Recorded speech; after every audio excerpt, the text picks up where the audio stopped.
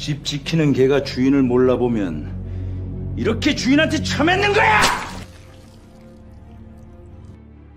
상결례 테이블의 잡채가 한 남자의 손에 쥐어지더니 맞은편 노인의 얼굴로 날아갔습니다. 철퍼덕 기름진 당면과 채소가 볼에 들러붙고 간장 양념이 눈 위로 타고 흘렀어요. 자신이 사는 고급 아파트의 경비원이 상견례장으로 들어오자 진태는 미친 듯이 흥분하고 있었습니다. 그 전에 얼굴에 부었던 바카스의 찐득함에 잡채까지 들러붙어 경비원의 얼굴은 엉망이 되어버렸어요. 하지만 이 방 안에 그 누구도 아파트 경비원의 진짜 정체를 모르고 있었습니다. 지금의 경솔한 행동으로 이 집안의 모든 것이 날아간다는 사실을 상상도 못하고 있었어요. 대체 아파트 경비원에게는 어떤 비밀이 숨겨져 있을까요? 사연 시작 전 구독과 좋아요 부탁드려요. 와우 사연이 그 사랑받아 더 좋은 사연 보내드릴게요. 오늘의 사연 시작합니다. 오후 2시 HDG 프라임파크 센트럴 1단지 경비실. 좁은 경비실 안에서 한 남자가 남색 경비복을 입고 의자에 앉아 있었습니다. 왼팔에는 깁스가 감겨 있었고 오른손으로 경비 모자의 챙을 천천히 매만지고 있었어요. 책상 위에는 바카스가 한 박스 놓여 있었습니다. 이 남자가 바로 대한민국 3대 건설 재벌 한동진 회장이었습니다. 지금 앉아 있는 이 경비실 위로 42층을 올라가면 동진이 5년째 살고 있는 펜트하우스가 있었습니다. 오늘은 딸 수아의 상견례 날이었습니다. 예비사위의 아버지 정진태라는 사람이 건설 자재 쪽 사업을 한다고 들었어요. 같은 아파트 3단지에 살면서 경비원들에게 반말을 하고 택배를 현관문 앞에 집어던져 놓는다는 소문이 비서실을 통해 올라왔습니다. 동진은 직접 확인하기로 했어요. 사람의 됨됨이는 약한 사람 앞에서 나오는 법이다. 경비 모자를 눌러쓰고 바카스 한 박스를 옆구리에 끼고 경비실을 나섰습니다. 3단지 정문 밖에서 수아가 기다리고 있었어요. 아버지의 경비복과 깁스를 올려다보는 수아의 눈시울이 붉어졌습니다. 아빠, 제발 그냥 양복 입고 가면 안 돼? 수아의 목소리가 가늘게 떨리고 있었습니다. 수아야, 사람의 됨됨이는 약한 사람 앞에서 나오는 법이야. 오늘 아빠는 가장 약한 모습으로 가서 저 사람들의 진짜 얼굴을 볼 거야. 수아는 입술을 깨물었습니다. 아버지의 눈을 보았어요. 오래 들여다볼 필요가 없었습니다. 수아는 고개를 끄덕이며 아버지의 팔을 잡았어요. 한정식집 산수정에 도착했습니다. 오늘 예약은 1인당 30만 원이 넘는 최고급 코스가 차려지는 VIP실 송악이었어요. 입구에서 대기하고 있던 종업원이 두 사람을 맞으려다 동진의 경비복을 보는 순간 걸음이 멈췄습니다. 남색 경비실 작업복에 깁스팔 그리고 옆구리에 낀 바카스 한 박스까지. 종업원의 시선이 위아래를 2번 오간 뒤에야 어색한 미소가 입가에 걸렸어요. 저 혹시 배달이시면 뒤쪽 주방 입구로 가셔야 하는데요. 수아가 앞으로 나서며 예약자 이름을 댔습니다. 종업원의 표정이 당혹감과 미안함 사이를 오가더니 고개를 숙이며 안쪽으로 안내했어요. 복도를 지나 겨우 개인실 송악문 앞에 도착했습니다. 수아가 아버지의 팔을 더 꽉 잡았어요. 아빠, 같이 들어가. 동진이 딸의 손등을 한번 토닥였습니다. 문이 열렸습니다. 방 안에는 은은한 간접 조명이 깔려 있었고 한쪽 벽을 따라 소나무 병풍이 펼쳐져 있었습니다. 그 건너편에 세 사람이 앉아 있었어요.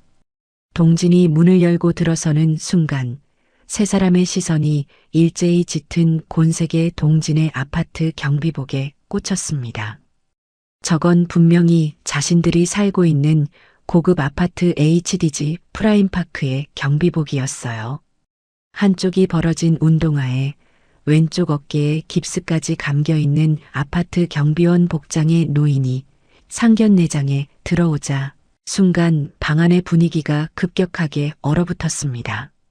세 사람의 눈동자가 동시에 사정없이 흔들리고 있었어요. 자신들이 사는 아파트 경비원 노인네를 상견례에서 만날 거라고는 상상도 하지 못한 표정이었습니다. 가장 먼저 입을 연 것은 오미숙이었어요. 미숙은 진주 목걸이 위에 올린 손끝으로 구슬을 굴리며 남편을 돌아보았습니다. 300만 원대 원피스에 풀 메이크업을 하고 머리까지 단정하게 올린 차림이었어요. 오늘 이 자리에서 자기가 어떤 위치에 있는지를 옷과 장신구로 먼저 선언하고 들어온 사람이었습니다. 미숙이 일부러 남편에게 하는 말인 것처럼 하지만 방 안 모두가 들을 수 있도록 목소리를 깔아 올렸어요. 여보, 이거 누가 잘못 찾아오셨나? 우리 아파트 경비 아저씨가 길을 잃으셨나? 여기가 어떤 자리라고 집 지키는 개가 들어와서 살랑거리나 모르겠네. 집 지키는 개. 그 두 단어가 방 안의 공기를 갈랐습니다. 수아의 치마를 움켜쥔 손이 하얗게 질렸어요. 동지는 수아의 무릎 위에 오른손을 살짝 올려놓았습니다. 아무 말도 하지 않았지만 딸의 무릎에 닿은 손의 온기가 괜찮다는 뜻을 대신 전하고 있었어요. 미숙의 남편 정진태가 팔짱을 끼고 앉은 채 동진을 위아래로 훑쳤습니다. 양복 단추 사이로 굵은 금 체인이 드러나 있었고 테이블 위에 올려놓은 손목에서는 금시계가 조명을 받아 반짝거리고 있었어요. 진태는 시선을 동진의 깁스팔에 고정한 채 느릿하게 입을 열었습니다. 이 정도 되면 어디 길 잃은 똥강아지를 걷어 키워달라는 거 아닌가? 진태의 목소리에는 질문의 형태만 남아 있었을 뿐 대답을 기다리는 기색은 어디에도 없었습니다. 동진은 인상 한번 찌푸리지 않았어요. 천천히 안쪽으로 걸어가 빈자리에 앉았습니다. 경비 모자를 벗어 무릎 위에 가지런히 올려놓고 바카스 한 박스를 탁자 위에 올려놓았어요. 등을 세우고 두 손을 무릎 위에 가지런히 모은 자세는 경비원의 모습이라기보다는 오랜 세월 사람 위에서 사람을 다뤄본 사람의 것이었습니다. 하지만 그것을 알아챌 수 있는 눈은 이 방 안에 없었어요. 테이블 맞은편 구석에 앉아있던 예비사위 정현우는 고개도 들지 않았습니다. 최신형 스마트폰 화면만 만지작거리고 있다가 짧게 한마디를 던졌어요. 아, 오셨어요. 화면에서 눈을 떼지 않은 채였습니다. 수아의 아버지가 방에 들어왔는데 일어서지도 눈을 마주치지도 않았어요. 경비복을 입고 온 예비 장인에게 보여줄 최소한의 예의조차 현우에게는 불필요한 것이었습니다. 동진이 먼저 자리에서 일어나 허리를 숙였습니다. 잘 부탁드리겠습니다. 그리고 테이블 위 물병을 들어 진태의 빈잔에 물을 따랐어요. 깁스하지 않은 오른손으로 조심스럽게 한 방울도 흘리지 않으려는 듯 병을 기울였습니다. 경비원이 할 수 있는 최대한의 예의를 이 한 잔의 물에 담고 있었어요. 진태는 따라진 물잔을 내려다보았습니다. 잠깐 뜸을 들이더니 검지손가락 하나로 잔을 밀어냈어요. 물이 찰랑거리며 잔 가장자리 너머로 몇 방울 흘러내렸습니다. 그 물잔을 입에 댈 생각이 없다는 것을 온몸으로 보여주고 있었어요. 동지는 밀려난 물잔을 가만히 내려다보았습니다. 그리고 다시 조용히 자리에 앉았어요. 바로 그때였습니다. 진태의 오른손이 갑자기 옆에 앉은 현우의 뒷머리를 세게 내려쳤어요. 찰싹 소리가 방 안을 때렸습니다. 현우가 스마트폰을 놓치며 고개를 움츠렸어요. 진태는 맞은 아들의 뒤통수에서 손을 떼지 않은 채 동진을 똑바로 쳐다보며 입을 열었습니다. 아, 이놈의 자식아, 길거리에서 아무거나 주워 먹으면 안 된다고 이 애비가 몇 번이나 이야기했어? 진태가 현우의 뒤통수를 한 번 더 밀치며 동진 쪽을 턱으로 가리켰어요. 주워 먹어도 어디 길거리에 상한 생선을 물어와서 이 사단을 만들어 짜증나게. 상한 생선 그 네 글자가 자기를 가리키는 말이라는 것을 수아가 모를 리 없었습니다. 입술이 파르르 떨렸어요. 손등에 핏줄이 돋아오를 만큼 제 무릎을 꽉 쥐고 있었지만 아버지의 손이 여전히 자기 무릎 위에 조용히 올려져 있는 것을 느꼈습니다. 수아는 이를 악물었어요. 아버지가 이 자리를 만든 이유를 알고 있었으니까요. 하지만 눈시울이 붉어지는 것까지는 막을 수가 없었습니다. 현우가 맞은 뒤통수를 한 손으로 감싸며 수아 쪽으로 고개를 기울였어요. 낮은 소리로 속삭였습니다. 수아 씨, 그냥 가만히 있어. 괜히 분위기 망치지 말고. 아버지한테 머리를 맞으면서도 수아의 편이 아니었어요. 수아의 시선이 현우의 얼굴에 잠깐 머물렀습니다. 하지만 거기서 아무것도 찾지 못한 듯 이내 고개를 돌려 바닥을 내려다보았어요. 미숙이 찻잔을 내려놓으며 한마디를 더 얹었습니다. 경비원분이 이런 데까지 오시려면 시간 맞추기도 힘들었을 텐데 혹시 근무 빠지고 오신 거면 월급 깎이는 거 아니에요? 여기가 좀 비싼 데라서 걱정이 돼서 그래요. 미숙의 입가에 걸린 미소가 동정인지 조롱인지는 이 방에 있는 모든 사람이 이미 알고 있었습니다. 모르는 척하고 있는 것은 동진뿐이었어요. 동진은 대답 대신 다시 한번 자리에서 일어나 허리를 깊이 숙였습니다. 날이 더워 시원하게 드시라고 하나 사왔습니다. 탁자 위에 올려놓았던 바카스 한 박스를 열어 병 하나를 꺼냈어요. 오른손 엄지로 뚜껑을 따는 소리가 방 안에 짧게 울렸습니다. 동진은 그 작은 유리병을 두 손으로 공손하게 감싸쥐고 진태 앞으로 내밀었어요. 시원할 때 드셔요. 바카스 한 병 120ml짜리 피로 회복제. 아파트 경비원이 새벽 근무 중에 졸음을 쫓으려고 마시는 것이었습니다. 경비원이 건넬 수 있는 가장 경비원다운 선물이었어요.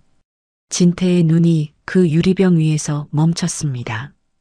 얼굴이 천천히 붉어지기 시작했어요. 목 옆에 핏줄이 하나 돋아오르더니 관자놀이를 따라 이마 위까지 번져 올라갔습니다. 진태의 손이 천천히 뻗어 그 병을 받아들었어요.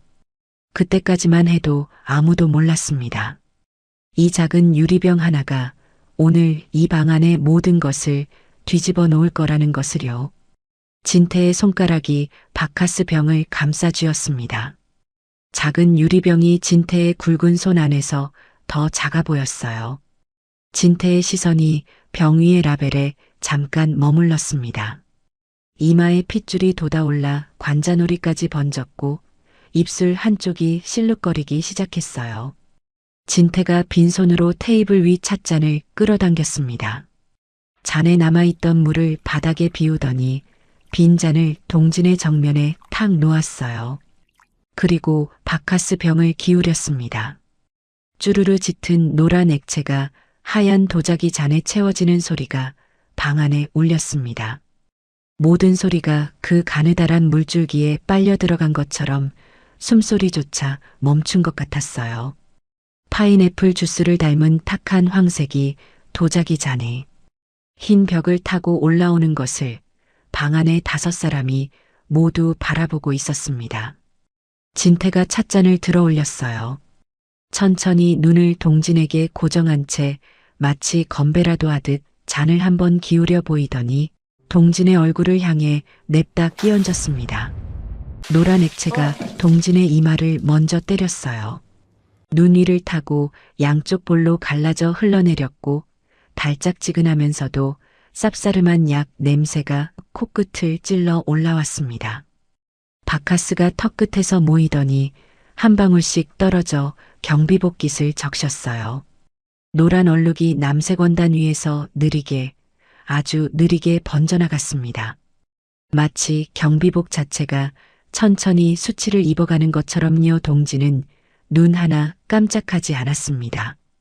바카스가 눈꺼풀 사이로 스며들어 눈이 따가웠을 겁니다. 하지만 동지는 눈을 감지도 고개를 돌리지도 손으로 닦지도 않았어요. 이마에서 흘러내리는 노란 물줄기 사이로 두 눈만이 그대로 떠 있었습니다.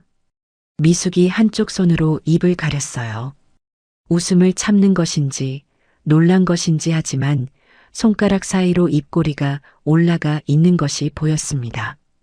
미숙에게 이 장면은 불쾌한 것이 아니라 통쾌한 것이었어요. 현우는 고개를 돌렸습니다. 아버지가 예비 장인의 얼굴에 바카스를 끼얹는 것을 직접 보지 않으려는 것 같았어요. 하지만 말리지도 않았습니다.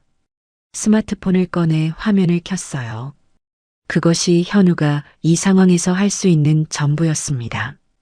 수아의 몸이 경직되었어요. 아버지의 이마에서 바카스가 흘러내리는 것을 바라보는 수아의 눈동자가 크게 떨리고 있었습니다. 입술을 깨물어 아랫입술이 하얗게 눌렸지만 수아는 의자에서 일어나지 않았어요. 아버지가 자기 무릎 위에 올려놓은 손의 무게가 아직 거기 있었으니까요. 그 손이 말하고 있었습니다. 아직은 아니라고. 이 집 똥강아지들은 눈치도 없이 맞을 걸 뻔히 알면서 꼬리를 쳐대는 놈들이네. 진태가 빈 찻잔을 테이블 위에 탁 내려놓으며 이를 드러냈어요. 내가 이딴 걸 마시려고 바쁜데 여기까지 나온 줄 아나 진짜 이것들이. 진태의 시선이 탁자 위에 놓인 빈 바카스 병에 닿았습니다. 아까 동진이 건넸던 뚜껑이 따인 채 비어있는 작은 유리병. 진태의 손이 그 병목을 거꾸로 움켜쥐었어요. 테이블 위에 바카스 박스를 한번 내려다보더니 코웃음을 쳤습니다. 경비원 따위가 이런 자리에 이런 걸 들고 왔다는 것 자체가 진태에게는 참을 수 없었던 거예요. 진태가 빈 바카스 병을 벽을 향해 있는 힘껏 내던졌습니다. 파한 유리가 벽에 부딪혀 산산이 깨졌어요. 파편이 사방으로 튀어나가며 테이블 위에 도자기 접시 위로, 바닥 위로, 의자 아래로 흩어졌습니다. 하얀 벽지 위에 바카스의 노란 자국이 방사형으로 튀었어요. 마치 불꽃놀이가 벽에 새겨진 것처럼 선명한 흔적이 남았습니다. 아! 짧은 비명이 수아의 입에서 터져 나왔어요. 오른쪽 종아리를 두 손으로 움켜쥐었습니다. 스타킹 위로 가느다란 붉은 줄이 한 줄기 베어 나오기 시작했어요. 유리 파편 하나가 종아리를 스치고 지나간 것이었습니다. 방 안에 짧은 정적이 내려앉았어요. 수아의 비명이 사라진 자리를 아무도 채우지 않았습니다. 현우가 수아 쪽을 잠깐 쳐다보았어요. 피가 배어 나오는 것이 보였을 겁니다. 하지만 입을 열지도 손을 내밀지도 않았어요. 시선이 잠깐 머물렀을 뿐 다시 스마트폰 화면으로 돌아갔습니다. 자기 아버지가 던진 유리에 예비 신부가 다쳤는데 현우에게 그것은 자기 일이 아니었어요. 미숙이 수아의 다리를 내려다보았습니다. 피가 스타킹을 적셔 번지고 있는 것이 분명히 보였을 겁니다. 하지만 미숙의 입꼬리가 오히려 위로 올라갔어요. 어머, 유리가 좀 튀었나 보네. 미숙이 고개를 살짝 기울이며 말을 이었습니다. 거기 경비실 구급약통에 밴드 하나 꺼내서 붙이면 되겠네. 경비실 밴드 딸이 피를 흘리고 있는데 돌아온 것은 그 말이었어요. 동진의 턱 근육이 돌처럼 굳었습니다. 이마에서 흘러내린 바카스가 볼을 지나 턱 끝에 매달려 있었지만 그 얼굴 위에서 눈동자만이 한번 차갑게 빛났어요. 아주 짧은 순간이었습니다. 현장에서 20톤짜리 철골이 기울어질 때 공사를 멈추고 전원 대피시킬지 말지를 0.5초 만에 판단하던 눈이었어요. 하지만 그 빛은 눈 깜짝할 사이에 사라졌고 동진의 얼굴은 다시 아무것도 드러내지 않는 경비원의 것으로 돌아왔습니다. 동지는 아무 말 없이 경비복 안주머니에 손을 넣었어요. 하얀 면 손수건을 꺼냈습니다. 바카스가 흐르는 자신의 얼굴은 닦지 않았어요. 동지는 의자에서 내려와 수아 옆에 무릎을 꿇었습니다. 깁스 때문에 왼팔이 자유롭지 않아 균형이 불안정했지만 오른 무릎부터 조심스럽게 내려놓으며 딸 곁에 자리를 잡았어요. 오른손으로 손수건을 펴서 딸의 종아리에 대고 상처에서 흘러내리는 피를 천천히 닦아주기 시작했습니다. 손끝이 떨리지 않았어요. 4만 명의 직원을 이끌어온 손이, 수십조 원의 계약서에 서명해온 손이 지금은 딸의 작은 상처 위에서 흔들림 없이 움직이고 있었습니다. 자기 이마 위의 바카스는 세상에서 가장 하찮은 것이었고 딸의 종아리 위의 핏줄기가 지금 이 방에서 가장 중요한 것이었어요. 수아가 고개를 숙였습니다. 아버지의 백발 위로 바카스가 흘러내리고 있었어요. 노란 액체가 흰 머리카락 사이를 적시며 이마를 지나 볼을 타고 떨어지고 있었습니다. 자기 얼굴 위에 바카스는 닿지 않으면서 딸의 다리 위의 피를 닦아주고 있었어요. 아빠. 수아의 목소리가 갈라졌습니다. 동지는 대답하지 않았어요. 손수건을 한번 접어 깨끗한 면을 찾은 뒤 상처 위를 다시 한번 눌러주었습니다. 피가 더 이상 번지지 않는 것을 확인하고 나서야 동지는 테이블 아래에서 딸의 떨리는 손을 찾아 조용히 잡아주었어요. 수아의 눈에서 눈물이 한 줄 흘러내렸습니다. 소리 없이 아버지의 손을 꽉 잡은 채 아버지의 이마에서 흘러내리는 바카스를 바라보면서요. 수아는 울음을 삼켰어요. 이 자리에서 울면 아버지가 만든 이 자리의 의미가 무너진다는 것을 알고 있었으니까요. 그래서 수아는 눈물을 닦는 대신 아버지의 손을 더 꽉 쥐었습니다. 진태는 팔짱을 끼고 앉은 채 그 모습을 내려다보고 있었어요. 경비원이 딸 앞에 무릎을 꿇고 있는 그 장면이 진태에게는 자기가 이 자리의 주인이라는 확인이었습니다. 미숙은 찻잔을 들어 차를 마시기 시작했어요. 방금 일어난 일이 찻잔을 내려놓을 가치도 없다는 듯이 이때까지만 해도 정진태는 꿈에도 알지 못하고 있었습니다. 자신이 세상에서 가장 건드리면 안 될 사람의 딸에게 피를 흘리게 했다는 것을요. 그리고 방금 깨뜨린 그 작은 유리병의 파편이 이 집안의 모든 것을 산산이 깨뜨릴 시작이었다는 것을요. 동지는 수아의 손을 잡은 채 천천히 몸을 일으켰습니다. 오른 무릎에 힘을 주고 깁스한 왼팔의 균형을 잡으며 의자에 다시 앉았어요. 수아의 종아리에 대고 있던 손수건을 거두었습니다. 하얀 면 위에 수아의 핏자국이 번져 있었어요. 동지는 그 손수건을 내려다보았습니다. 빨간 얼룩이 손수건의 하얀 결을 따라 퍼져 있었고 아직 마르지 않은 가장자리가 붉은 테두리를 만들고 있었어요. 그 핏자국을 바라보는 동진의 시간이 유독 길었습니다. 3초였는지 5초였는지 방 안의 누구도 그 침묵의 무게를 눈치채지 못했어요. 동진의 표정이 달라졌습니다. 눈에서 경비원에 눌린 시선이 사라졌어요. 대신 그 자리에 들어온 것은 현장에서 20만 평의 단지를 내려다보던 사람의 눈이었습니다. 수십 년간 수천억 원의 판단을 내려온 사람이 마지막으로 한번 확인을 마치고 결정을 내리는 순간의 그 눈이었어요.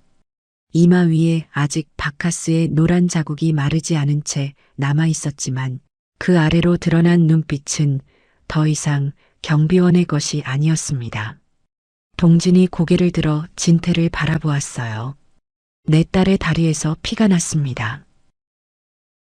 동진의 목소리가 달라져 있었습니다. 낮고 고르고 흔들림이 없었어요. 사정하는 말투가 아니었습니다. 사실을 통보하는 사람의 톤이었어요. 이런 집안에는 보낼 수 없을 것 같습니다. 파온 방 안의 공기가 얼어붙었습니다. 아까 바카스를 끼얹히고도 눈 하나 깜짝하지 않았던 그 경비원이 지금 이 자리에서 파혼을 선언한 것이었어요. 맞은 사람이 때린 사람에게 거절을 통보하는 것. 그것이 이 방안의 질서를 근본부터 뒤흔드는 일이라는 것을 진태는 본능적으로 감지했습니다. 진태의 얼굴이 순간 멈췄어요. 방금 들은 말의 뜻을 처리하지 못하는 것 같았습니다. 1초, 2초, 그리고 진태의 얼굴이 목부터 시작해서 귓바퀴까지 시뻘겋게 달아올랐어요. 이게 미쳤나? 진태의 목소리가 갈라졌습니다. 경비원 주제에 감히 파혼? 진태가 테이블을 한 손으로 내려쳤어요. 도자기 접시들이 덜그럭 부딪혀 올렸고 찻잔이 기울어지며 물이 테이블 위로 흘러넘쳤습니다. 탁자 위에 놓인 바카스 박스가 흔들려 병 하나가 쓰러지며 또르르 굴러갔어요. 미숙이 의자에서 벌떡 일어났습니다. 진주 목걸이가 목 위에서 크게 흔들렸어요. 동진을 내려다보며 이를 드러냈습니다. 똥개한테 밥 주려고 했더니 밥그릇을 차는구나. 경비원이 감히 어디서 파혼이야. 미숙의 목소리에는 비웃음과 분노가 뒤섞여 있었어요. 하지만 그 안에 미세하게 섞인 것은 당혹감이었습니다. 경비원 따위가 이 자리에서 파혼이라는 단어를 입에 올릴 수 있다는 것이 미숙의 세계에서는 일어나서는 안 되는 일이었으니까요. 동진은 아무 대답도 하지 않았습니다. 피 묻은 손수건을 경비복 안주머니에 접어넣고 두 손을 무릎 위에 가지런히 올려놓았어요. 시선은 여전히 진태를 향하고 있었습니다. 흔들림 없이 진태의 시선이 테이블 위를 훑었어요. 전체 접시들 사이에 놓인 잡채 접시가 눈에 들어왔습니다. 기름기가 번들거리는 당면과 채소가 수북이 담겨 있었어요. 진태의 오른손이 잡채 접시로 향했습니다. 기름진 당면과 채소를 손으로 부여잡았어요. 간장 양념이 손가락 사이로 줄줄 흘러내렸습니다. 진태는 개의치 않았어요. 움켜진 잡채를 그대로 동진의 얼굴을 향해 내던졌습니다. 당면이 왼쪽 볼과 이마에 들러붙었어요. 간장 양념이 눈 위를 타고 흘러내렸습니다. 아까 끼얹어진 바카스 위에 간장이 겹쳐지면서 노란색과 갈색이 뒤섞인 얼룩이 이마에서 턱까지 두 줄기로 흘러내렸어요. 깁스한 왼팔 쪽으로 무게가 쏠렸습니다. 동진이 오른손으로 의자 팔걸이를 잡으려 했지만 잡채의 기름기가 묻은 손이 미끄러졌어요. 몸이 한쪽으로 기울어지며 의자에서 밀려나가듯 옆으로 넘어졌습니다. 깁스팔이 먼저 바닥에 부딪혔어요. 어깨에서 시작된 통증이 척추를 타고 머리끝까지 쏘아 올라왔습니다. 수술 후 아직 완전히 붙지 않은 인대가 충격을 받은 것이었어요. 동진의 이가 부딪히는 소리가 방 안에 짧게 울렸습니다. 하지만 입에서 신음은 나오지 않았어요. 무릎 위에 올려놓았던 경비 모자가 바닥으로 떨어졌습니다. 모자가 한 바퀴 돌다가 테이블 다리에 부딪혀 뒤집어진 채 멈추었어요. 아빠. 수아의 비명이 방 안을 찢었습니다. 수아가 의자에서 벌떡 일어나 아버지에게 달려가려 했어요. 하지만 그보다 빨리 움직인 것은 현우였습니다. 현우가 수아의 팔을 잡아 벽 쪽으로 끌어당겼어요. 가만히 있어. 어머니 아버지가 더 화내셔. 현우의 목소리는 낮았지만 팔에 실린 힘은 강했습니다. 수아를 보호하려는 것이 아니라 자기 부모가 더 화내는 것이 두려워서 수아를 잡아두고 있는 것이었어요. 수아의 팔 위에 현우의 손가락 자국이 붉게 남았습니다. 수아가 현우의 얼굴을 올려다보았어요. 아버지가 바닥에 쓰러져 있는데 이 남자가 걱정하고 있는 것은 아버지가 아니라 자기 부모의 기분이었습니다. 수아의 입술이 한번 벌어졌다가 다시 닫혔어요. 지금 이 순간 현우에게 하고 싶은 말이 목구멍까지 치밀어 올라왔지만 바닥에 누워있는 아버지를 위해 그것마저 삼켰습니다. 바닥에 엎드린 동진의 경비복 위로 잡채, 양념이 흘러내리고 있었어요. 노란 바카스 자국 위에 갈색 간장이 겹쳐지며 남색 원단이 원래의 색을 잃어가고 있었습니다. 진태가 넘어진 동진을 내려다보며 양복 소매에 묻은 잡채 기름을 턱으로 쓱 닦았어요. 미숙이 테이블 위에서 냅킨을 집어 남편의 손을 닦아주었습니다. 바닥에 쓰러진 동진에게는 냅킨 한 장 건네지 않았어요. 경비원에게 냅킨을 건넬 이유가 이 부부에게는 존재하지 않았습니다. 바닥에서 동진의 눈이 수아를 찾았어요. 벽 쪽에서 현우에게 팔이 잡힌 채 눈물을 흘리고 있는 수아가 보였습니다. 종아리에서 피가 배어나오고 있는 수아 하고 싶은 말을 삼키며 입술을 깨물고 있는 수아 동진의 눈에 서린 것은 분노가 아니었어요. 훨씬 깊고 훨씬 오래 지속될 무언가였습니다. 4만 명의 생계를 결정해온 사람이 이제 더 이상 확인할 것이 없다는 판단을 내린 뒤에 보이는 눈이었어요. 그리고 그 판단이 실행되기까지 남은 시간은 이제 몇 분뿐이었습니다. 진태가 자리에서 일어났습니다. 넘어진 동진을 향해 천천히 걸어갔어요. 구두굽이 바닥에 찍히는 소리가 조용한 방 안에서 유독 또렷하게 울렸습니다.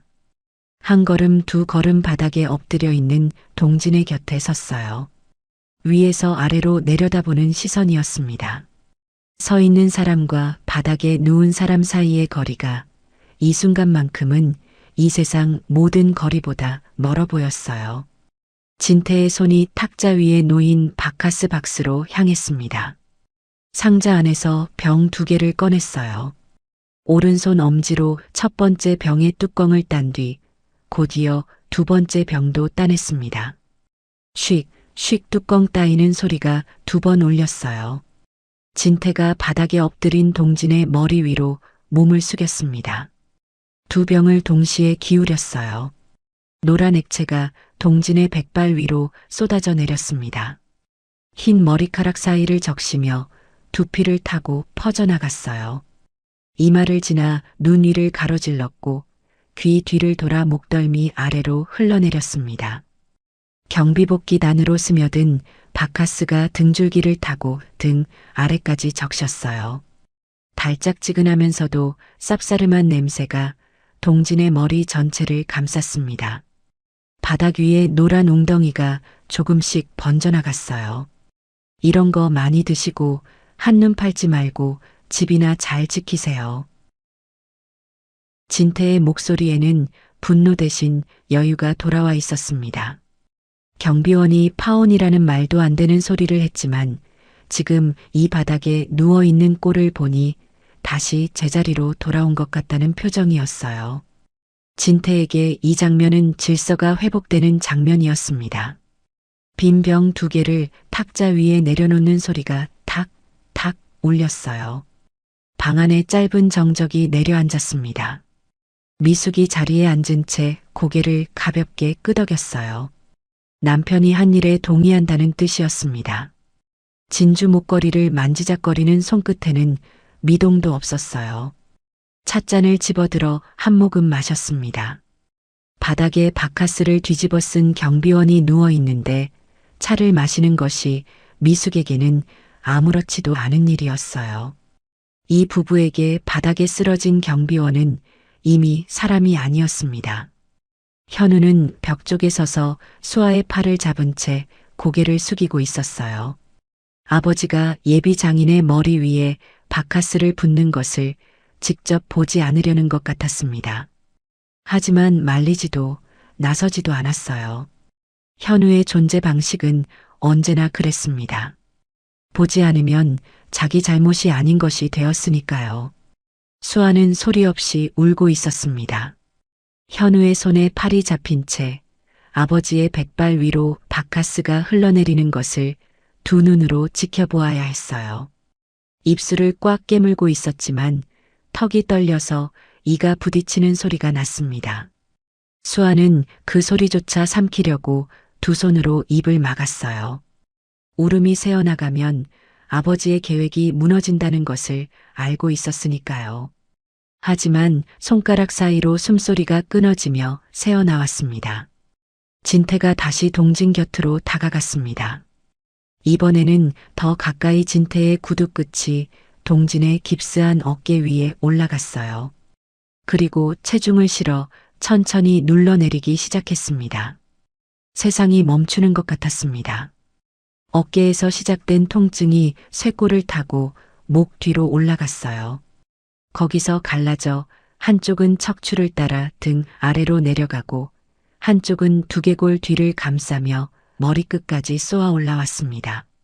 수술 후 아직 완전히 붙지 않은 인대 위를 단단한 가죽 구두 밑창이 정확하게 짓누르고 있었어요. 동진의 이가 부딪히는 소리가 방 안에 짧게 울렸습니다. 하지만 입에서 신음은 나오지 않았어요. 바로 이 어깨였습니다. 3개월 전 프라임파크 3단지 신축 현장 거푸집을 고정하던 강선이 끊어지며 콘크리트 패널이 무너져 내리는 순간이었어요. 그 아래에 첫 현장을 나온 23살 신입 직원이 서 있었습니다. 동진은 생각하기 전에 몸이 먼저 움직였어요. 신입을 밀어내며 자기 어깨로 패널의 모서리를 받았습니다. 인대가 끊어지는 소리가 났고 그 뒤로 수술대에 올라가야 했어요. 그때 동진은 바닥에 쓰러진 채 신입에게 한마디만 했습니다. 괜찮아, 일어나. 지금도 마찬가지였어요. 이 통증은 동진이 삼킬 수 있는 것이었습니다. 삼킬 수 없는 것은 따로 있었어요. 벽 쪽에서 울고 있는 딸이었습니다. 진태가 구두로 어깨를 짓누른 채 허리를 숙였어요. 동진의 귀에 입을 가까이 대고 낮게 속삭이기 시작했습니다. 속삭임이었지만 조용한 방 안에서 그 목소리는 모든 사람의 귀에 닿을 만큼 또렷했어요. 주인 잘 알아보고 알아서 길 때는 기고 꼬리를 내릴 때는 내릴 줄 알아야지. 주인 그 단어를 뱉는 진태는 몰랐습니다. 지금 자기 구두 아래 깔려있는 이 경비원이 자기가 매달 관리비를 내고 있는 그 아파트의 진짜 주인이라는 것을요. 42층 펜트하우스에서 진텐의 3단지를 내려다보며 살고 있는 사람이라는 것을요. 안 그러면 밥도 못 얻어먹고 개 맞듯이 맞고. 진태가 구두에 조금 더 체중을 실었어요. 동진의 어깨 관절에서 뼈가 삐걱거리는 소리가 느껴졌습니다. 미숙이 찻잔을 내려놓고 남편의 모습을 지켜보았어요. 미숙의 눈에는 만족감이 서려 있었습니다. 자기 남편이 이 경비원을 완전히 제압했다는 확인이었어요. 그게 집 지키는 똥개들이 살아남는 방법이라는 걸, 이 고통을 생각하면서 절대 잊지 마. 손이 아닌 발이었습니다. 사람의 어깨를 손으로 누르는 것과 발로 누르는 것은 전혀 다른 행위였어요. 발로 짓누르는 것은 사람을 사람으로 보지 않는다는 선언이었습니다. 깨에게나 하는 것이었어요. 진태가 발을 떼며 마지막 한마디를 던졌습니다. 그리고 딸 걱정이면 밴드나 사가지고가 경비실 약통에 있을 거 아니야. 진태가 돌아서서 자리로 걸어가는 구두 소리가 멀어졌어요. 의자에 앉으며 넥타이를 매만지는 소리, 물잔을 집어드는 소리, 일상으로 돌아가는 소리들이었습니다. 방금 사람의 어깨를 발로 짓누른 사람의 다음 행동이 물 마시기였어요. 바닥에 엎드린 동진의 시야에 세상이 눕혀진 채 들어왔습니다. 테이블 다리에 나무결, 바닥에 흩어진 유리 파편 위로 바카스의 노란 자국이 번져 있었어요. 뒤집어진 경비 모자가 테이블 다리에 기대어 멈춰 있었습니다. 그리고 그 너머 벽에 기대어 울고 있는 수아의 종아리에서 피가 아직 배어 나오고 있었어요. 현우의 손에 잡힌 팔 위에는 붉은 손가락 자국이 남아 있었습니다. 입술을 깨물고 있었지만 어깨가 들썩거리며 소리 없이 울음을 삼키고 있었어요. 수아의 눈이 바닥에 있는 아버지의 눈과 마주쳤습니다. 그 눈 사이에 놓인 것은 잡채와 바카스에 젖은 바닥이었지만 그 위로 흐르고 있는 것은 세상 누구도 끊을 수 없는 것이었어요. 동진의 눈에 서린 것은 분노가 아니었습니다. 훨씬 깊고 훨씬 차갑고 훨씬 오래 지속될 무언가였어요. 수십 년 동안 4만 명의 운명을 결정해온 사람이 모든 확인을 끝내고 마지막 판단을 내린 뒤에 보이는 눈이었습니다. 동진이 깁스하지 않은 오른팔을 바닥에 짚었어요. 왼팔은 쓸 수 없었습니다. 오른팔 하나로 바닥을 밀며 몸을 끌기 시작했어요. 벽 쪽에서 울고 있는 수아를 향해서 바카스와 잡채, 양념이 뒤범벅된 경비복이 바닥 위를 쓸며 끌려갔습니다. 팔꿈치가 바닥 타일에 닿을 때마다 어깨에서 통증이 쏘아 올라왔지만 동진은 멈추지 않았어요. 한 뼘 또 한 뼘 수아의 머릿속에서 오래된 장면 하나가 떠올랐습니다. 5살 때 놀이터에서 그네를 타다가 떨어져 무릎이 깨진 적이 있었어요. 아버지는 토요일이었는데도 현장에 나가 있었습니다. 전화를 받고 20분 만에 달려왔어요. 양복 바지에 모래가 묻는 것도 모르고 무릎을 꿇어 딸을 안아 올렸습니다. 아빠가 왔어, 괜찮아. 그때 아버지의 목소리가 귓가에 울리는 것 같았어요. 그때의 아버지는 위에서 내려와 딸을 안아 올리는 사람이었습니다. 지금의 아버지는 아래에서 딸을 향해 기어오는 사람이었어요. 높이는 정반대였지만 그 안에 담긴 것은 25년 전이나 지금이나 같았습니다. 경비복의 남색 원단이 바닥 위에 바카스 웅덩이를 지나며 노란 자국을 끌고 갔습니다. 잡채 양념이 바닥에 긴 줄을 그으며 따라왔어요. 진태가 자리에 앉아 물을 마시며 그 모습을 내려다보고 있었습니다. 진태의 입꼬리가 올라가 있었어요. 바닥에서 기어가는 경비원의 모습이 자기가 가르쳐준 개의 생존법을 바로 실천하고 있는 것처럼 보였을 겁니다. 진태는 물잔을 내려놓으며 미숙을 돌아보았어요. 부부가 시선을 주고받았습니다. 아무 말도 하지 않았지만 그 시선 안에는 됐지? 라는 확인이 담겨 있었어요. 미숙은 휴대폰을 꺼내 화면을 들여다보기 시작했습니다. 바닥에서 기어가고 있는 경비원이 시야에 들어오지 않는 것처럼, 아니, 들어와도 상관없는 것처럼 미숙에게 이 경비원은 이미 시야에서 지워진 사람이었어요. 수아가 현우의 팔을 뿌리쳤어요. 나. 단 한 글자였습니다.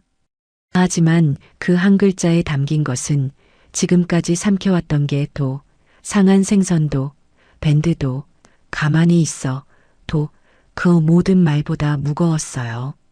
현우가 놀라서 손을 놓았습니다. 수아가 현우의 손에서 벗어나는 순간 현우의 얼굴에는 놀라움이 아니라 당혹감이 떠올랐어요. 수아가 자기 말을 듣지 않았다는 사실이 현우에게는 처음 있는 일이었으니까요.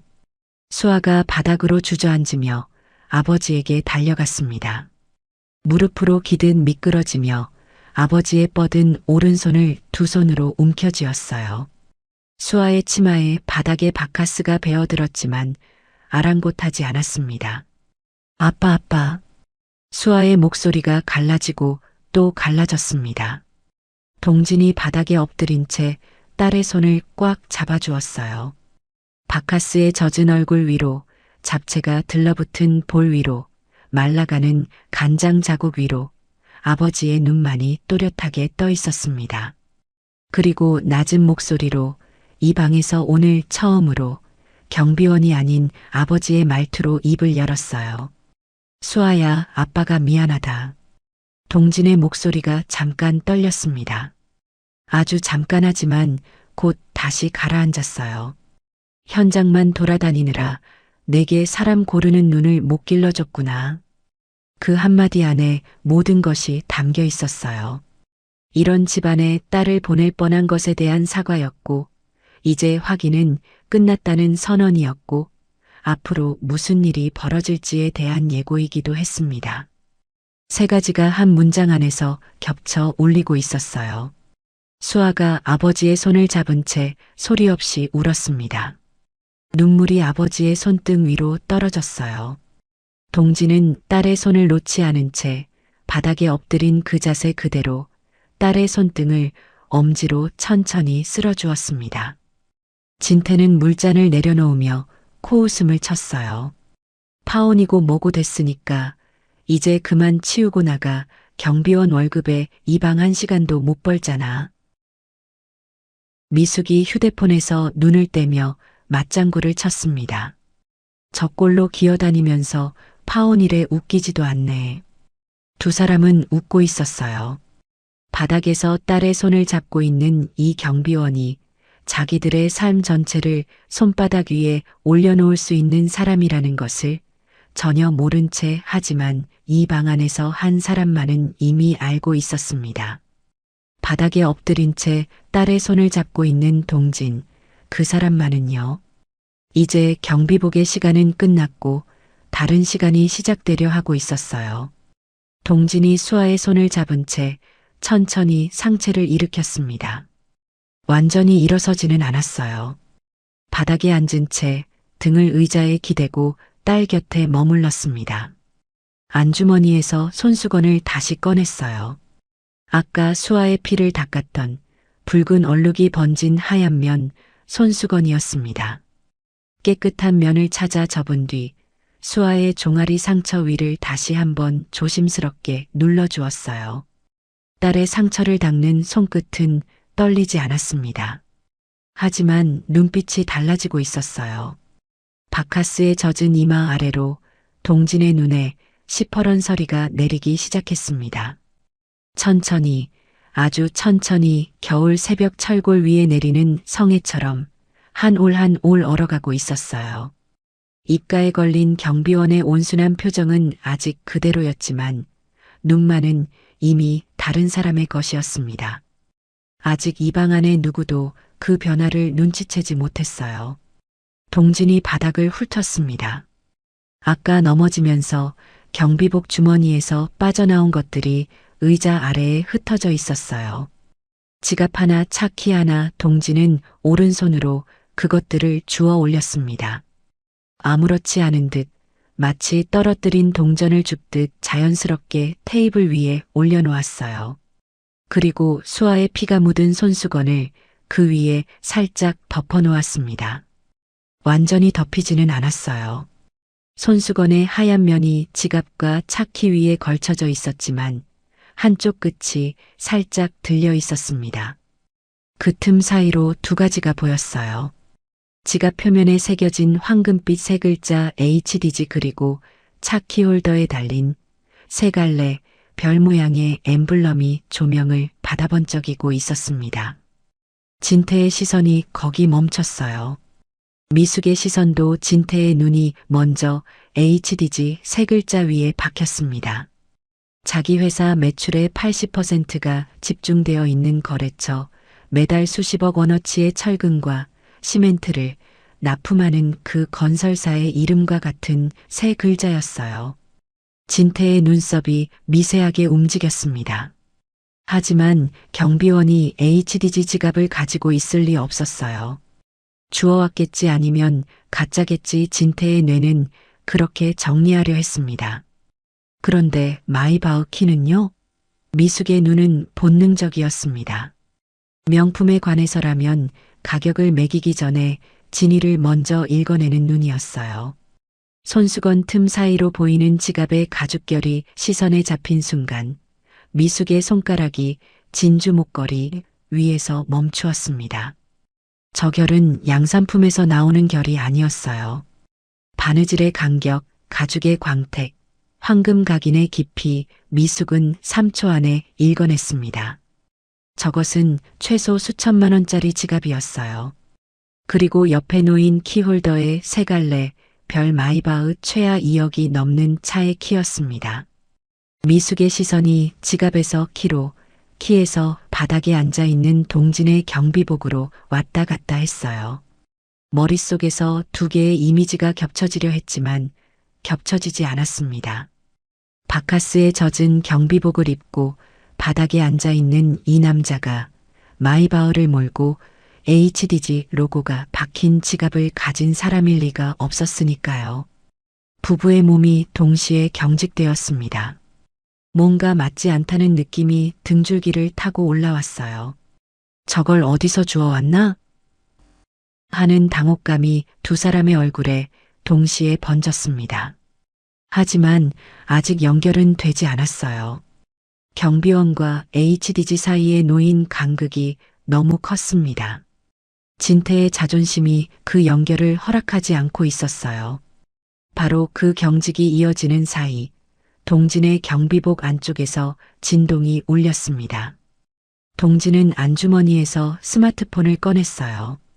바카스와 잡채, 양념에 젖은 경비복 안에서 나온 전화기에는 얼룩 하나 없었습니다.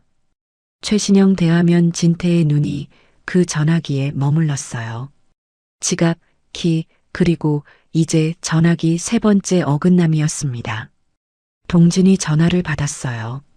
스피커를 켜지 않았지만 방이 조용한 탓에 상대방의 목소리가 희미하게 새어나왔습니다. 남자의 목소리 공손하지만 급한 어조였어요. 동진은 담담하게 대답했습니다. 최 실장, 오늘 자재팀 감사보고서 내 책상 위에 올려놔 내일 아침에 처리할게. 자재팀 감사보고서 내 책상 3개의 단어가 방 안에 또렷하게 울렸어요. 진태의 귀가 자재팀에서 멈췄습니다. 자재팀 자기 회사 전체 매출의 80%를 쥐고 있는 HDG 건설의 자재팀 사촌 동생 정기호가 팀장으로 앉아있는 바로 그 자재팀이었어요. 경비원의 입에서 왜 자재팀이라는 단어가 나오는 건지 진태의 뇌가 처리하려고 했지만 실패했습니다. 경비원이 자재팀 감사보고서를 자기 책상에 올려놓으라고요? 최 실장, 이라고 불렀고요. 이 말이 성립하려면 이 경비원이 진태의 눈이 한번 크게 떨렸어요. 손가락 끝이 미세하게 흔들리는 것을 진태 자신도 느꼈습니다. 하지만 곧 고개를 저었어요. 아니야, 말이 안 돼. 바닥에 잡채를 뒤집어 쓰고 앉아있는 이 늙은 경비원이 뭔가 대단한 사람일 리 없어. 진태의 자존심이 또 한 번 판단을 가로막았습니다. 방금 자기가 발로 어깨를 밟은 사람이 대단한 사람이라면 자기가 방금 한 일이 어떤 의미가 되는지를 진태의 뇌는 감당할 수 없었으니까요. 미숙은 남편보다 한 발 더 가까이 가 있었어요. 지갑에 HDG, 마이바흐키, 최신형 스마트폰, 그리고 자재팀 감사보고서 4개의 조각이 하나의 그림을 만들려고 하고 있었습니다. 미숙의 입술이 마르기 시작했어요. 혀끝으로 아랫입술을 적셨지만 금방 다시 말랐습니다. 하지만 미숙도 그 그림을 완성하지는 못했어요. 완성하는 순간 자기 세계가 무너진다는 것을 본능적으로 알고 있었으니까요. 현우는 아무것도 보지 못했습니다. 스마트폰 화면을 들여다보고 있었으니까요. 수아가 자기 팔을 뿌리친 뒤 현우가 할 수 있는 것은 그것뿐이었어요. 수아만이 아버지를 바라보고 있었습니다. 아버지의 눈에 내리고 있는 서리를 읽을 수 있는 사람은 이 방에서 수아뿐이었어요. 수아는 알고 있었습니다. 이제 곧 이 방 안의 모든 것이 뒤집힌다는 것을요. 동진은 전화를 끊고 스마트폰을 무릎 옆에 내려놓았어요. 방 안에 짧은 정적이 흘렀습니다. 진태가 억지로 코웃음을 짜내며 입을 열려는 바로 그 순간이었어요. 방문이 열렸습니다. 갈비찜 쟁반을 든 60대 여성이 문 앞에 서 있었습니다. 산수정의 주인 박순남이었어요. 어머니 때부터 이어온 가게를 30년째 지키고 있는 사람이었습니다. VIP실 송악에 예약이 잡혔다는 말에 메인 메뉴인 갈비찜을 직접 나르며 인사까지 드리려고 나온 것이었어요. 순남이 문을 밀고 안으로 한 걸음 들어섰습니다. 쟁반 위의 갈비찜에서 김이 모락모락 피어오르고 있었어요. 간장 양념의 진한 냄새가 방 안으로 퍼지기 시작했습니다. 순남의 시선이 테이블 위를 훑으며 손님에게 인사를 건네려던 바로 그 순간 눈이 바닥에 닿았어요. 경비복을 입은 남자가 바닥에 앉아 있었습니다. 잡채가 볼에 들러붙어 있었고 노란 바카스 자국이 백발을 타고 이마에서 턱까지 흘러내린 채 마르고 있었어요. 경비복은 원래의 남색을 잃고 간장과 바카스의 뒤범벅이 되어 있었습니다. 그 옆에 젊은 여성이 바닥에 주저앉아 남자의 손을 잡고 울고 있었어요. 순남의 두 눈이 그 남자의 얼굴에 고정되었습니다. 잡채 사이로 보이는 이마의 선 광대뼈 위에 주름 그리고 눈 순남의 얼굴에서 혈색이 빠져나가기 시작했어요. 어머니가 살아있을 때부터 30년 이 식당의 별관 증축비를 내주셨던 분. 매년 연말이면 직원들 보너스를 따로 봉투에 넣어 보내주시던 분.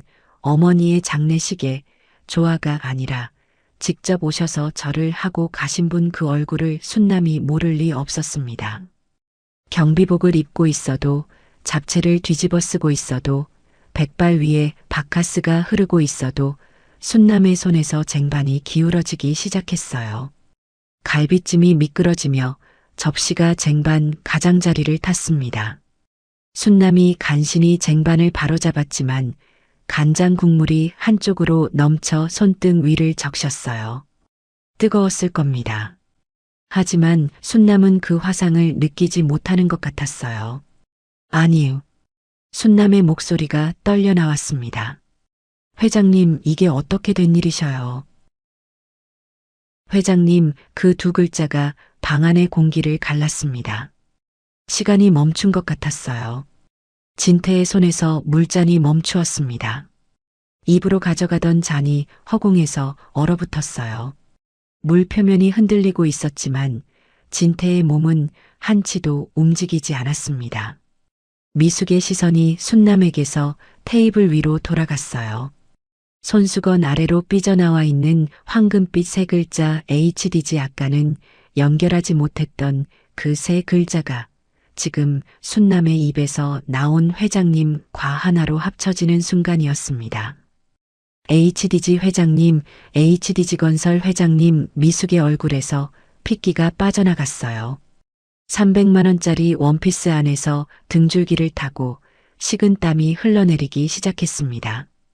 현우가 처음으로 스마트폰에서 고개를 들었어요. 오늘 이 방에 들어와서 처음 있는 일이었습니다. 회장님 이라는 단어가 자기 귀에 들어온 것이 현실인지 확인하려는 듯 눈이 순남과 동진 사이를 오갔어요. 현우의 입이 벌어졌지만 다치지 않았습니다. 진태가 물잔을 내려놓았어요. 잔이 테이블에 닿는 소리가 비정상적으로 크게 울렸습니다. 무슨 회장? 진태의 목소리가 갈라져 나왔어요. 어느 회사? 그 질문을 끝까지 말할 수 없었습니다. 이미 답을 알고 있었으니까요. 테이블 위에 HDG 지갑 마이바흐 키 아까 전화해서 들었던 자재팀 감사 보고서 그리고 지금 순남의 입에서 나온 회장님. 모든 조각이 하나의 그림으로 맞춰지고 있었어요. 진태의 자존심이 아무리 막으려 해도 이번에는 막을 수 없었습니다. 미숙의 다리가 접히기 시작했어요. 의자 팔걸이를 잡으려 했지만 300만 원짜리 원피스 소매가 미끄러졌습니다. 벽에 기대며 천천히 주저앉았어요. 아까 자기가 집 지키는 개라고 불렀던 사람이 회장이라면 아까 남편이 머리 위에 바카스를 부었던 사람이 HDG 건설의 회장이라면 아까 남편이 구두로 어깨를 밟았던 사람이 자기 남편 회사 매출의 전부를 쥐고 있는 사람이라면 미숙의 입에서 소리가 나오지 않았습니다. 순남이 떨리는 손으로 쟁반을 테이블 한쪽에 내려놓았어요. 그리고 앞치마 주머니에서 전화기를 꺼냈습니다. 손가락이 떨려서 번호를 2번이나 잘못 눌렀어요. 세 번째에야 전화가 연결되었습니다. 최 실장님, 산수정으로 즉시 와주셔야 합니다. 순남의 목소리가 갈라지며 높아졌어요. 회장님이 큰일 나셨습니다. 전화를 끊는 순남의 손이 떨리고 있었습니다. 순남이 동진 곁으로 다가가 무릎을 꿇었어요. 앞치마로 동진의 볼에 들러붙은 잡채를 떼어내려 했지만 손이 떨려서 제대로 되지 않았습니다. 회장님, 제가 늦었습니다. 죄송합니다. 순남의 눈에서 눈물이 흘러내렸어요. 30년 단골의 무게가 그 눈물 안에 담겨 있었습니다. 동진이 순남의 손을 잡으며 조용히 말했어요. 순남이 괜찮아, 신경 쓰지 마. 경비원의 말투가 아니었습니다. 30년 동안 이 식당을 지켜본 사람의 말투였어요. 식당 밖에서 소리가 들려오기 시작했습니다. 차문이 열리고 닫히는 소리, 구두굽이 돌바닥을 찍는 소리 하나가 아니었어요. 여러 쌍의 구두가 동시에 달려오는 소리가 복도를 가득 채웠습니다. 비서실장 최진호가 가장 먼저 방 안으로 뛰어들어왔어요. 양복상의 단추가 하나 풀려 있었습니다. 넥타이가 한쪽으로 비틀어져 있었어요. 달려오면서 매만질 겨를이 없었던 거예요. 순남의 전화를 받고 7분 만에 도착한 것이었습니다. 진호의 두 발이 방 문턱에서 멈추었어요. 바닥에 앉아있는 동진이 눈에 들어왔습니다. 잡채가 볼에 들러붙고 바카스가 백발을 적시고 경비복이 간장에 젖어 원래의 색을 잃어버린 모습 27년 동안 곁에서 지켜본 사람이었어요. 현장에서 무너지는 자재 아래 직원을 밀어내다 어깨를 다친 사람, 새벽 5시에 현장에 나가 콘크리트 타설을 직접 확인하던 사람, 4만 명의 직원을 자기 가족이라고 부르던 사람, 그 사람의 머리 위에 누군가가 바카스를 부었다는 것. 그 사람의 어깨를 누군가가 구두로 밟았다는 것. 진호의 얼굴이 하얗게 질렸어요. 두 다리에서 힘이 빠져나가듯 무릎이 꺾였습니다. 양복 바지가 바닥에 바카스 웅덩이에 젖는 것을 아랑곳하지 않고 동진 앞에 무릎을 꿇었어요. 회장님, 어떻게 된 겁니까? 진호의 목소리가 울먹임과 분노 사이에서 갈라졌습니다. 27년 동안 한 번도 들어보지 못한 목소리였어요. 진호의 턱 근육이 파르르 떨리기 시작했습니다. 진호 뒤로 경호원 8명이 방 안으로 들어섰어요. 검은 양복에 이어피스 방 안 양쪽 벽을 따라 도열하듯 섰습니다. 좁은 개인실이 순식간에 다른 공간이 되었어요. 한정식 집의 VIP실이 아니라 회장을 호위하는 사람들이 가득 찬 방이 되어버린 것이었습니다. 경호원 한 명이 차에서 가져온 양복 커버를 펼쳤어요. 안에서 나온 것은 짙은 네이비 블레이저였습니다. 나폴리 장인이 한 땀씩 수작업으로 만든 맞춤 재킷이었어요. 진호가 그 블레이저를 받아 동진의 어깨에 조심스럽게 걸쳐드렸습니다. 어깨 수술 부위를 건드리지 않으려고 양손으로 천천히 조심스럽게 바카스에 젖은 경비복 위로 블레이저가 내려앉는 순간 안감이 잠깐 뒤집혀 보였어요. 안감 한쪽에 금실로 수놓인 세 글자가 있었습니다. HDG 회사의 이름이자 이 남자의 이니셜이었어요. 남색 경비복 위에 내려앉은 이 블레이저 한 벌의 가격은 이 방에서 진태가 자랑하던 금시계의 10배가 넘었어요. 하지만 동진은 그 블레이저를 한번 내려다보지도 않았습니다. 수천만 원짜리 재킷이 경비복 위에서 구겨지고 있었지만 동진에게 그것은 이미 신경 쓸 가치가 없는 것이었어요. 진태의 눈이 또다시 그 세 글자에 박혔습니다. 아까 지갑 위에서 본 것과 같은 세 글자 손수건 틈 사이로 봤을 때는 우연이라고 넘겼어요. 하지만 맞춤 재킷의 안감 위에 금실로 수노인 같은 세 글자를 보는 순간 진태의 등줄기에 찬 것이 흘러내리기 시작했습니다. 진호가 타올을 가져와 동진의 이마에 들러붙은 잡채를 하나씩 떼어내기 시작했습니다. 당면이 백발에 엉켜 있어서 살짝 잡아당겨야 했어요. 그 백발을 만지는 진호의 손끝에서 27년 전 첫 출근 날이 떠올랐을 겁니다.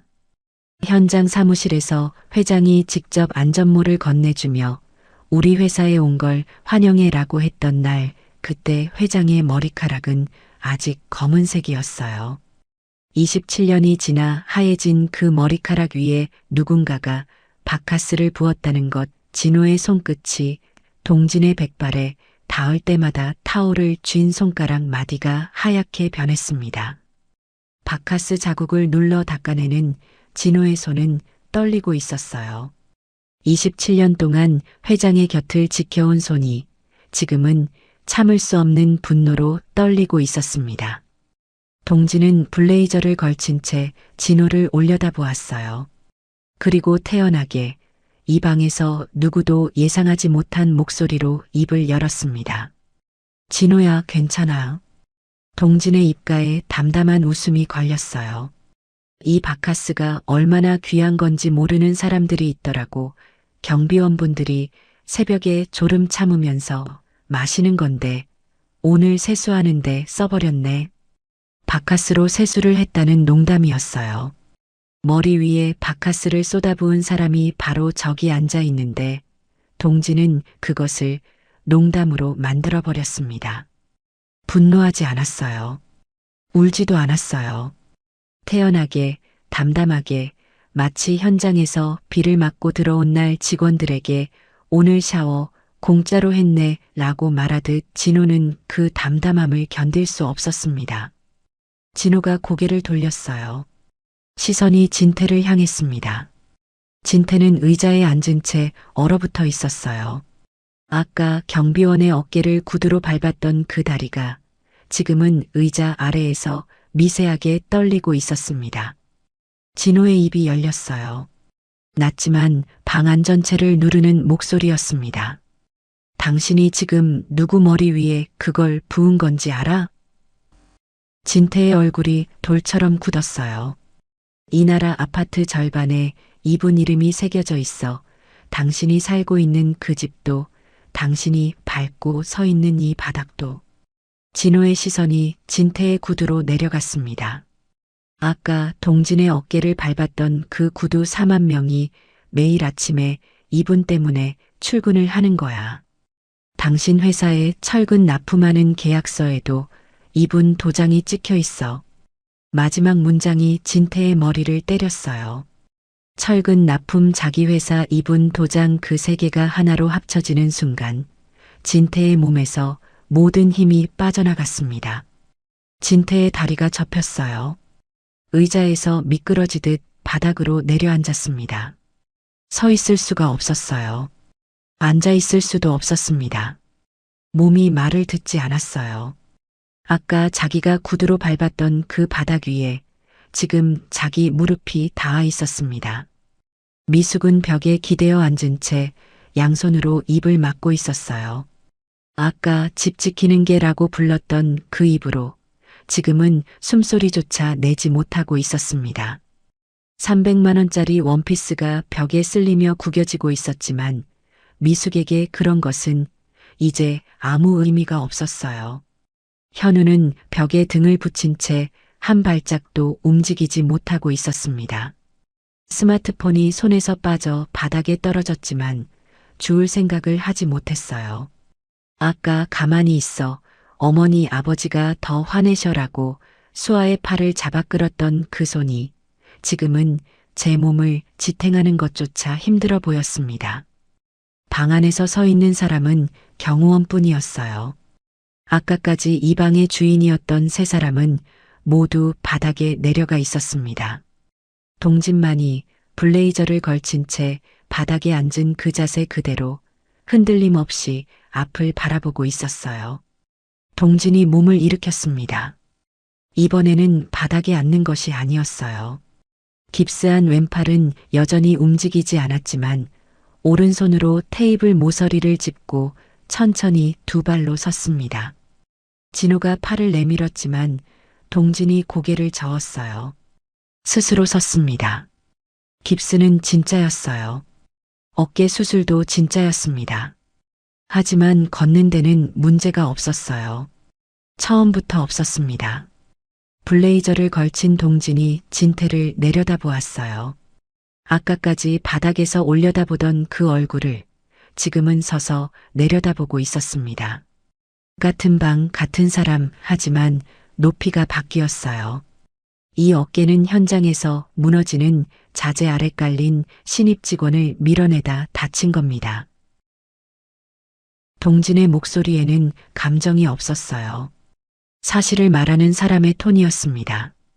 하지만 당신 회사 하나 정리하는 건 이 팔 하나로도 충분합니다. 진태의 얼굴에서 남아있던 마지막 핏기까지 빠져나갔어요. 동진이 진호를 돌아보았습니다. 가져왔지? 진호가 양복 안쪽에서 태블릿을 꺼냈어요. 화면을 켜서 동진에게 건넸습니다. 동진은 태블릿을 받아 테이블 위에 올려놓고 화면을 진태 쪽으로 돌렸어요. 진태철강 감사보고서 화면 위에 붉은 글씨로 항목들이 나열되어 있었습니다.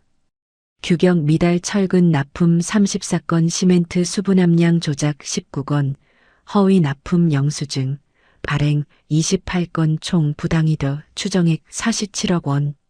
그리고 마지막 줄 HDG건설 자재팀장 정기호와의 공모기간 12년 정기호 진태의 사촌 동생이었어요.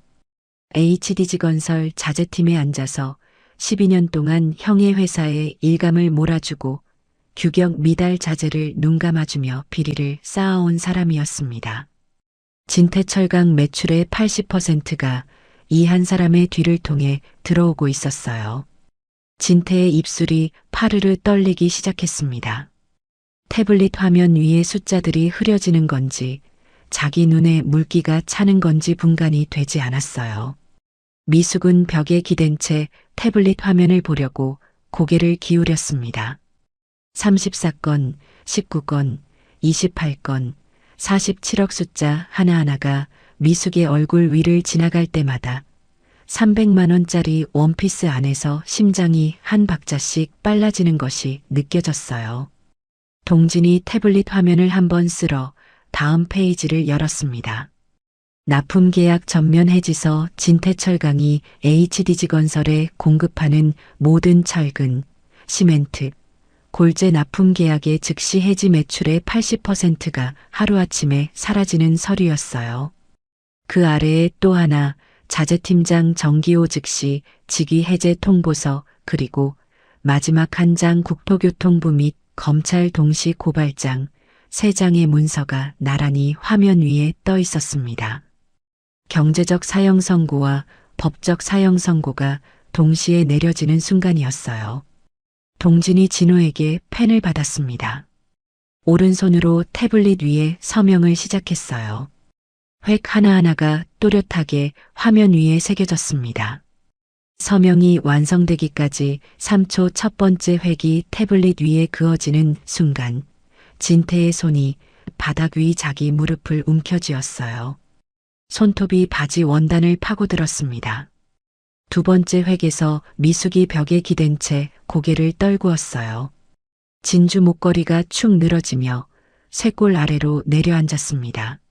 마지막 획이 완성되었을 때 현우의 등이 벽에서 미끄러져 바닥에 주저앉았어요. 다리에 힘이 빠진 것이었습니다. 세 사람이 세 획에 맞춰 한 단계씩 무너져 내리고 있었어요. 진태의 회사, 진태의 사촌 동생, 진태의 삶 전체가 2, 3초 안에 무너져 내리고 있었습니다. 동진이 펜을 내려놓으며 입을 열었습니다. 이 아파트 3,000세대를 지은 회사의 회장 머리 위에 바카스를 부었어. 동진의 시선이 진태의 눈에 박혔어요. 그 아파트의 철근이 규격 미달이었다는 걸 내가 모를 것 같아?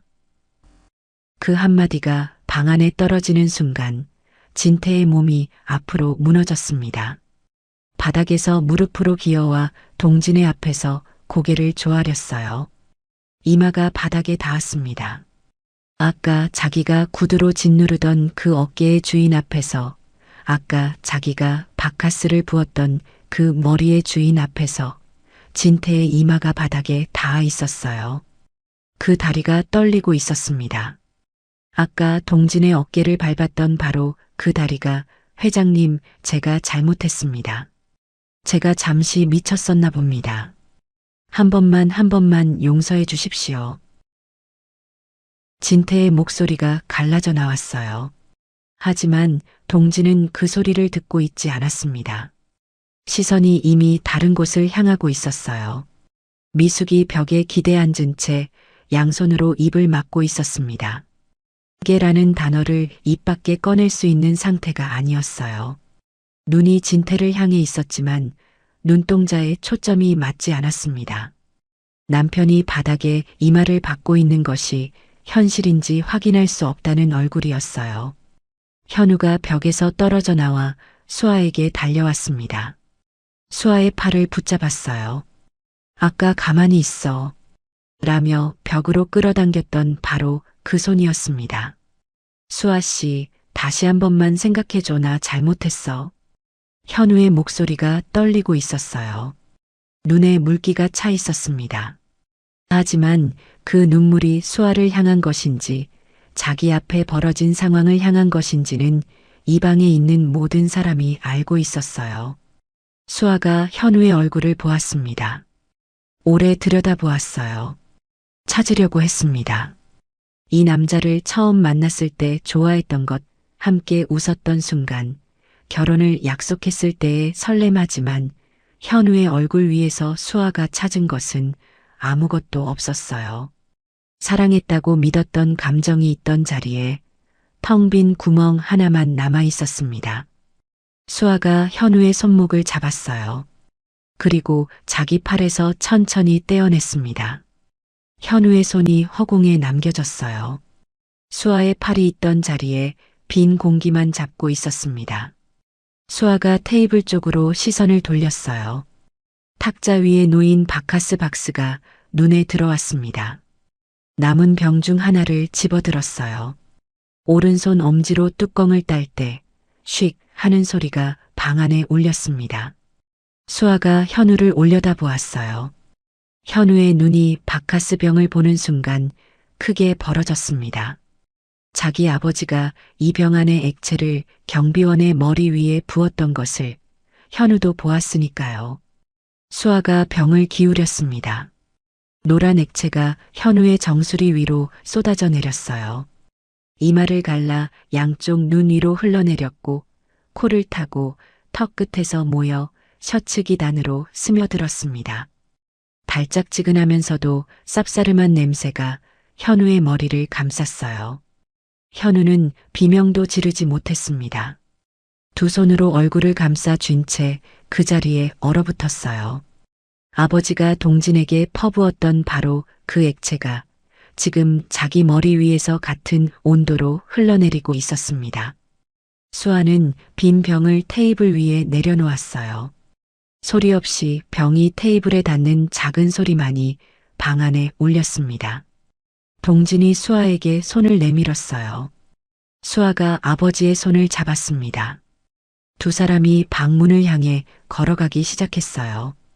동진의 시선은 앞만 향하고 있었습니다. 뒤를 돌아보지 않았어요. 바닥에서 이마를 박고 있는 진태도, 벽에 주저앉은 미숙도, 바카스를 뒤집어 쓴 채 얼어붙은 현우도 동진의 시야에서 이미 사라진 사람들이었습니다. 방문이 닫히기 직전 수아가 한 번만 뒤를 돌아보았어요. 바닥에 이마를 대고 있는 진태 벽에 주저앉아 양손으로 입을 막고 있는 미숙 바카스에 젖은 채 바닥에 앉아 있는 현우, 아까까지 이 방의 주인이었던 세 사람이 모두 바닥에 내려가 있었습니다.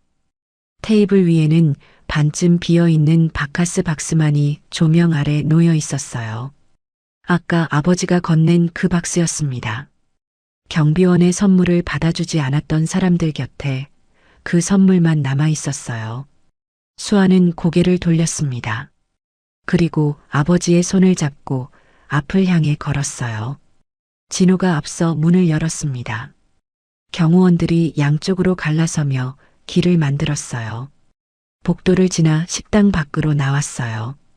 검은 세단 2대가 입구에 대기하고 있었습니다. 산수정 직원들이 통로 양쪽에 줄을 서 있었어요. 고개를 숙이고 있었습니다. 아까 경비복을 보고 배달이시면 뒤쪽으로 라고 했던 그 종업원도 그 줄 안에 서 있었어요. 얼굴이 하얗게 질려 있었습니다. 동지는 수아의 손을 잡은 채 세단으로 걸어갔어요. 진호가 차 문을 열었습니다. 수아가 먼저 타고 동진이 뒤따라 탔어요. 문이 닫혔습니다. 차 안이 조용했어요. 엔진이 부드럽게 돌아가는 소리만 낮게 깔려 있었습니다. 바깥의 세상과 차 안의 세상 사이에 유리 한 장이 놓여 있었고 그 유리 한 장이 오늘 하루 전체를 격리시키고 있었어요. 수아가 아버지의 깁스팔을 조심스럽게 만지며 입을 열었습니다. 아빠가 바닥에 누워 있을 때 나는 심장이 멈추는 줄 알았어. 동지는 대답하지 않았어요. 수아의 손을 잡은 채 창밖을 바라보고 있었습니다. 수아가 잠깐 숨을 고른 뒤 다시 말했어요. 근데 아빠 눈을 봤는데 바닥에 있는 사람의 눈이 아니었어. 수아의 목소리가 떨렸지만 이번에는 울음 때문이 아니었어요. 위에서 내려다보는 눈이었어. 아빠는 처음부터 저 사람들 위에 있었던 거잖아. 동지는 대답 대신 딸의 손을 꼭 쥐어주었습니다. 한참의 침묵이 흐른 뒤 동진이 입을 열었어요. 수아야, 아빠가 미안하다. 내 앞에서 저런 꼴을 당해서. 수아가 고개를 저었습니다. 아니야, 아빠, 오늘 아빠가 평생에서 가장 멋있었어. 동진의 입술 사이로 오랫동안 참았던 숨이 빠져나갔어요. 어깨에 잔뜩 들어가 있던 힘이 풀리면서 등이 시트에 깊이 묻혔습니다. 깁스 팔 위에 올려져 있던 딸의 손이 따뜻했어요. 오늘 하루가 비로소 끝나고 있었습니다. 석 달 후 진태철강에 가압류가 내려졌습니다. HDG건설 납품 계약이 전면 해지된 지 일주일 만에 자금 흐름이 끊겼고 석 달을 버티지 못하고 부도가 났어요. 자재팀장 정기호는 직위 해제와 동시에 검찰 조사에 들어갔습니다. 12년간 쌓아 올린 비리의 무게가 한꺼번에 내려앉은 것이었어요. 오후 HDG 프라임파크 센트럴 3단지 지하주차장 진태의 검은 벤츠 뒷유리에 노란 압류 스티커가 붙어 있었습니다. 형광색 스티커가 검은 도장 위에서 유독 선명했어요. 운전석에 진태가 앉아 있었습니다. 시동을 걸 수 없는 차 안에서 두 손으로 핸들을 잡은 채 이마를 핸들 위에 대고 있었어요. 얼마나 그러고 있었는지 알 수 없었습니다. 지하 주차장의 형광등이 차 안으로 스며들어 진태의 구분 등 위를 비추고 있었어요. 같은 시각 시내 중심가의 중고 명품 매장 유리 쇼케이스 안에 진주 목걸이가 벨벳 위에 누워 있었습니다. 석 달 전 상견례 자리에서 미숙의 쇄골 위에 올려져 있던 바로 그 목걸이였어요. 매장 직원이 미숙에게 감정 결과를 전했습니다. 감정가가 좀 떨어졌어요. 구입가의 3분의 1 정도밖에 미숙은 대답하지 못했어요. 고개를 끄덕이고 매장을 나왔습니다. 300만 원짜리 원피스 대신 면 점퍼를 입고 있었어요. 같은 주 HDG 프라임파크 3단지 로비 이삿짐 업체 트럭이 지하 주차장에 대기하고 있었습니다. 미숙이 마지막 짐을 들고 로비를 지나갔어요. 정문 앞에서 경비원이 자동문을 열어주었습니다. 석 달 전 미숙이 집 지키는 개라고 불렀던 그 경비원 유니폼을 입은 사람이었어요. 미숙은 고개를 들지 못했습니다. 자동문이 열리는 소리만 등 뒤에서 들렸어요. 경비원은 아무 말 없이 문을 잡고 서 있었습니다. 저녁 시내 골목의 작은 분식집 미숙이 카운터 안에서 어묵 국물을 끓이고 있었습니다. 앞치마를 두른 채 어묵 꼬치를 꽂고 있었어요. 석 달 전 300만 원짜리 원피스를 입고 진주 목걸이를 만지작거리던 그 손으로 지금은 대나무 꼬치에 어묵을 끼우고 있었습니다. 카운터 옆 벽에 걸린 작은 TV에서 저녁 뉴스가 흘러나오고 있었어요. 미숙은 관심 없이 꼬치를 꽂고 있었습니다. 화면이 바뀌었어요. 건설 뉴스였습니다. 자막이 흘렀어요. HDG 건설 도시정비사업부 이사 한수아 수도권 재개발 마스터 플랜 발표. 미숙의 손이 멈추었습니다. 화면 안에서 수아가 서 있었어요. 단정한 정장을 입고 프레젠테이션 화면 앞에 선 수아의 얼굴이 TV 속에서 빛나고 있었습니다. 석 달 전 바닥에 주저앉아 아버지의 손을 잡고 울던 그 얼굴이 지금은 수백 명이 앞에서 마스터 플랜을 발표하고 있었어요. 어묵꼬치가 미숙의 손가락 사이에서 기울어졌습니다. 꼬치가 미끄러져 국물 안으로 빠져들어갔어요. 미숙은 그것을 건지지 않았습니다. 건질 수가 없었어요. 눈이 TV 화면에 박힌 채 움직이지 않았습니다. 한수와 HDG 건설 석 달 전 자기가 상한 생선이라 불렀던 그 여자의 성이 자기 남편 회사를 무너뜨린 그 건설사의 이름과 같은 한 글자였다는 것을 미숙은 이제야 온몸으로 실감하고 있었어요. 같은 시각 HDG 프라임파크 센트럴 1단지 경비실 동진이 수아와 함께 경비실 앞에 서 있었습니다. 깁스는 풀려 있었지만 아직 팔을 완전히 올리지는 못하는 상태였어요. 수아가 아버지의 팔을 잡고 있었습니다. 경비실 문을 열자 안에서 근무 중이던 경비원 2명이 놀라 일어섰어요. 회장님, 동진이 손을 내저으며 웃었습니다. 앉아 잠깐 들른 거야. 동진은 경비실 한쪽 사물함을 열었어요. 그 안에 석 달 전에 입었던 남색 경비복이 걸려 있었습니다. 바카스 자국과 간장 얼룩이 세탁 후에도 완전히 빠지지 않아 남색 원단 위에 희미한 흔적으로 남아 있었어요. 동진은 그 경비복을 한번 내려다보았습니다. 그리고 사물함 안에 다시 가지런히 걸어두었어요. 오늘 하루 이 옷을 입어봤더니 알겠더라. 동진이 경비원들을 돌아보며 말했습니다. 이 옷을 입는 분들 덕분에 이 아파트가 돌아가는 거야. 경비원들이 허리를 숙이려 했지만 동진이 다시 손을 저었어요. 그리고 가져온 바카스 한 박스를 경비실 책상 위에 올려놓았습니다. 이거 드시면서 힘내세요. 추운 날 고생 많으십니다. 경비원 한 명이 동진의 왼팔을 보며 조심스럽게 물었어요. 회장님, 어깨는 괜찮으십니까? 현장에서 좀 다쳤어. 별거 아니야. 동진은 웃으며 대답했습니다. 무너지는 자재 아래 직원을 밀어내다 다쳤다는 이야기는 하지 않았어요. 그 경비원도 그 상처가 어떻게 생긴 건지 끝까지 알지 못할 거예요. 경비실 밖으로 나오며 수아가 아버지의 팔을 잡고 말했습니다. 아빠, 그 어깨 상처가 어떻게 생긴 건지 저 사람들은 끝까지 몰랐네. 동진이 수아의 머리카락을 쓸어넘기며 대답했어요. 몰라도 돼. 상처는 아는 사람만 알면 되는 거야. 경비실 밖으로 바람이 불어왔습니다. 계절이 바뀌어 공기가 따뜻해지기 시작한 오후였어요. 경비실 안에서는 바카스 한 박스를 사이에 두고 경비원 2명이 웃으며 병을 따고 있었습니다. 뚜껑 따이는 소리가 2번 울렸어요. 쉭 석 달 전에도 같은 소리가 났었습니다. 하지만 그때와 지금은 완전히 달랐어요. 그때 그 소리 뒤에는 모욕이 있었고 지금 이 소리 뒤에는 감사가 있었습니다. 동진과 수아가 아파트 단지 안 산책로를 나란히 걸어가고 있었어요.